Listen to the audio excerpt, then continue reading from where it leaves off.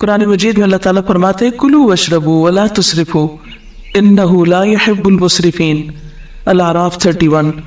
کھاؤ پیو لیکن اسراف نہ کرو کیونکہ اللہ اسراف کرنے والوں کو پسند نہیں کرتا۔ نبی صلی اللہ علیہ وسلم نے فرمایا کھاؤ اور پیو اور پہنو اور صدقہ کرو لیکن اسراف نہ کرو اور تکبر نہ کرو، یعنی کھانے پر بھی فخر نہ کرو اور اسی طرح لباس پر بھی نہیں، کیونکہ کھانا پینا لباس یہ چیزیں ہیں جن کی وجہ سے لوگ اپنے آپ کو دوسروں سے بڑا سمجھنے لگتے ہیں اگر کسی کو یہ نعمت دوسروں کے مقابلے میں زیادہ ملی ہو۔ کھانے پینے میں سادگی۔ حضرت انس فرماتے ہیں میں نہیں جانتا کہ نبی صلی اللہ علیہ وسلم نے کبھی پتلی روٹی دیکھی ہو، چپاتی، یہاں تک کہ آپ اللہ سے جا ملے، اور نہ آپ نے کبھی مسلم بھنی ہوئی بکری دیکھی کہ پوری کی پوری بکری ایک ہی طرح تیار کر دی جائے کھانے کے لیے۔ حضرت عائشہ فرماتی ہے کہ نبی صلی اللہ علیہ وسلم کے گھرانے نے اگر کبھی ایک دن میں 2 مرتبہ کھانا کھایا تو ضرور اس میں ایک وقت صرف کھجوریں ہوتی تھی، یعنی 2 وقت پراپر میل نہیں ہوتا تھا، میل ایک ہی اور اس کے ساتھ باقی کوئی بھی را چیز۔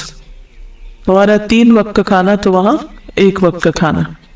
ایک اور حدیث میں آتا ہے، صحیح بخاری کی روایت ہے، آل محمد صلی اللہ علیہ وسلم کبھی پے در پے 3 دن تک سالن کے ساتھ گیہوں کی روٹی نہیں کھا سکے، یعنی 3 کنزیکٹیو ڈیز ایسا کھانا نہیں ملا، یہاں تک کہ آپ اللہ سے جا ملے۔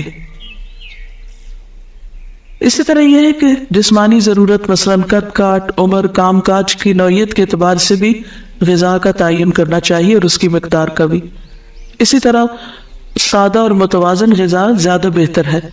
کھانا بھوک لگنے پر ہی کھانا چاہیے اور کچھ بھوک ابھی رہتی ہو تو کھانا چھوڑ دینا چاہیے۔ کچھ غذائیں جن کا ذکر قرآن مجید میں ہے، سب سے پہلے کھجور۔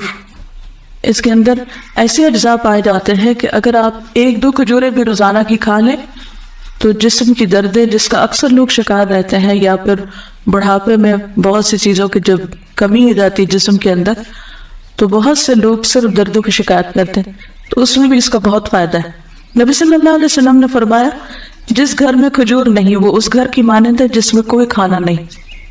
کھجور نہیں تو سمجھے کچھ نہیں دوسرے لفظوں میں۔ اور آپ کو معلوم پاکستان میں اعلیٰ قسم کی کھجوریں پیدا ہوتی۔ حضرت عائشہ فرماتی کہ رسول اللہ صلی اللہ علیہ وسلم نے فرمایا اے عائشہ جس گھر میں کھجور نہ ہو وہ گھر والے بھوکے ہیں، اے عائشہ جس گھر میں کھجور نہیں وہ گھر والے بھوکے ہیں۔ آپ نے 2 یا 3 مرتبہ یہ بات فرمائی۔ تو کیا کرنا ہے؟ کرنے کا کام کیا ہے؟ کھجوریں لا کے رکھنی ہے۔ جب کچھ اور نہ کھانے کو ملے تو صرف کھجور ہر چیز کی کمی پوری کر دیتی ہے۔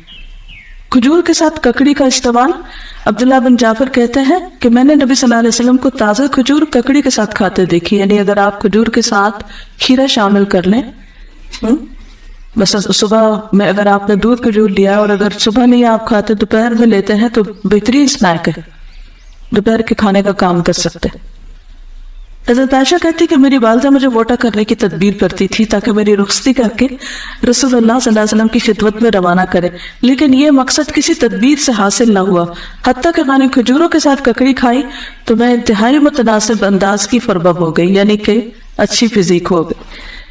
تربوز اور تازہ کھجور۔ حضرت عائشہ کہتے ہیں کہ رسول اللہ صلی اللہ علیہ وسلم تربوز اور تازہ کھجور ملا کر کھایا کرتے تھے اور فرماتے تھے ہم اس کی گرمی کا علاج اس کی ٹھنڈک سے اور اس کی ٹھنڈک کا اس کی گرمی سے کرتے ہیں، یعنی تربوز جو ہے وہ کھانے میں ٹھنڈا ہوتا ہے اور کھجور گرم ہوتی ہے تو ان کو جب ملا کے کھایا جاتا ہے تو کوئی نقصان نہیں ہوتا، جو عام طور پہ بعد میں لوگ کہتے ہیں گرمی لگ گئی اور ٹھنڈ لگ گئی۔ ایک صحابی سے مروی ہے کہ نبی صلی اللہ علیہ وسلم نے کچی اور پکی کھجور اور کشمش اور کھجور سے منع فرمایا، ان کو جمع نہیں کرنا چاہیے کیونکہ کشمش جو ہوتی ہے وہ گرم ہوتی، اور اگر کھجور کھائے تو ان 2 چیزوں کو ملائے نہیں۔ اگر آپ کو کھانا بنا رہے ہیں کچھ، کیونکہ ہمارے یہاں بعض ریسیپیز ایسی ہوتی ہیں کہ اس میں دنیا بھر کی چیزیں اکٹھی کر دی جاتی تو بعض اوقات صحت کے لیے نقصان دہ ہوتی۔ دوسری چیز ہے انار۔ حضرت علی فرماتے ہیں کہ انار کو اندر والے چھلکے سمیت کھایا کرو کیونکہ یہ معدے کی بیماریوں کا علاج ہے۔ ہم عام طور پہ صرف اس کا پل نکال کے کھا لیتے اور باقی سب چیزیں ویسٹ کر دیتے، تو اندر کا چھلکا کون سا ہوتا ہے؟ وہ وائٹ اسٹف جس کے اندر دانے لگے ہوتے ہیں۔ انار بھی جنت کا پھل ہے اور اس میں بھی بہت سارے فائدے ہیں۔ زیتون۔ قرآن مجید میں اللہ تعالیٰ نے انجیر اور زیتون کی قسم کھائی، والتین والزیتون۔ ان کے فوائد کے پیش نظر روزانہ کم از کم 1 انجیر 1 زیتون اور خالص زیتون کے تیل کا ایک چمچہ استعمال کرنا فائدہ مند ہے۔ جسمانی توانائی اور دماغی قوت کے لیے زیتون کے تیل کی مالش بھی یعنی مساج بھی فائدہ مند ہے۔ اللہ سبحانہ وتعالیٰ نے زیتون کے تیل کو قرآن مجید میں مبارک تیل کہا ہے۔ حدیث میں آتا ہے کلوا الزیت وادہنوا بہ فإنہ من شجرۃ مبارکہ، نبی صلی اللہ علیہ وسلم نے فرمایا زیتون کا تیل کھاؤ اور لگاؤ، یہ ایک مبارک درخت سے نکالا گیا ہے، یعنی درخت مبارک ہے، جس سے نکلا وہ تیل بھی کیا ہوگا؟ فإنها من شجرۃ مبارکۃ۔ ایک اور روایت میں آتا ہے زیتون کا تیل سالن کے طور پر استعمال کرو، یعنی روٹی کا ٹکڑا زیتون میں ڈبو کے کھا لو اور اسے سر اور بدن میں لگاؤ، یہ مبارک درخت سے حاصل ہوتا ہے۔ حضرت عائشہ فرماتی ہے کہ رسول اللہ صلی اللہ علیہ وسلم وفات پا گئے اور آپ نے ایک دن میں 2 مرتبہ روٹی اور زیتون کا تیل سیر ہو کر نہیں کھائے، یعنی 2 بار میل نہیں لیا آپ نے، 1 میل ہوتا تھا آپ کا، اور ہر وقت وہ گھی میں لگا ہوا نہیں ہوتا تھا۔ پیلو کے درخت کا پھل، جابر بن عبداللہ کہتے ہیں کہ ہم رسول اللہ صلی اللہ علیہ وسلم کے ساتھ مر الزہران کے مقام پر تھے، ہم پیلو توڑ رہے تھے، آپ نے فرمایا جو خوب کالا ہو وہ توڑو کیونکہ وہ زیادہ لذیذ ہوتا ہے، یعنی یہ بھی کھانے کی چیز ہے۔ کدو، فنبذناہ بالعراء وهو سقیم وانبتنا علیہ شجرۃ من یقطین، پھر ہم نے اسے یونس علیہ السلام کے ایک چٹیل میدان میں ڈال دیا جبکہ وہ بیمار تھے، اور ہم نے اس پر کدو کا بیلدار درخت اگا دیا۔